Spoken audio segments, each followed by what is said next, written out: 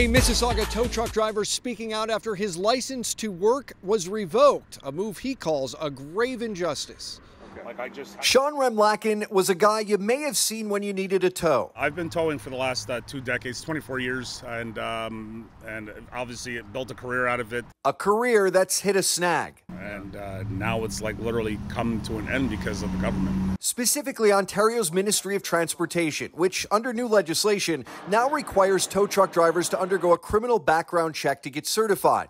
Remlaken was convicted for confinement back in 2018, but issued a conditional discharge more than 5 years ago, meaning his charge is no longer on his record. I had to hold my daughter from tearing up my house. She was breaking things, and I got charged with confinement because I held her against her will. I didn't get any jail time or anything else like that.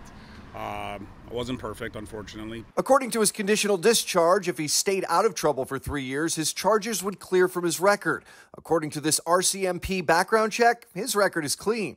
My 3 years is dropped. I have no criminal record. Despite that, the MTO rejected his application to certify under the new rules. When I pointed that out, they said, yep, that's fine. We understand that you have no criminal record, but it's still in our courts. And lo and behold, up pops up this thing that they thought was long gone. Something attorney Carmine Iacono says a lot of people, given conditional discharges, aren't always aware of. It would come up clear in the sense that it's not an active conviction. But a more in-depth search, including court records, could reveal it indefinitely, which is why Iacono instructs clients who satisfied the requirements of their discharge to request a records destruction from the arresting police agency. Then they will notify the RCMP, who will remove that completely. So now, at that point, it's when it is blank. Because his court file was discovered, a spokesperson for the MTO says certain convictions, discharged or not, could still disqualify drivers, telling us, quote,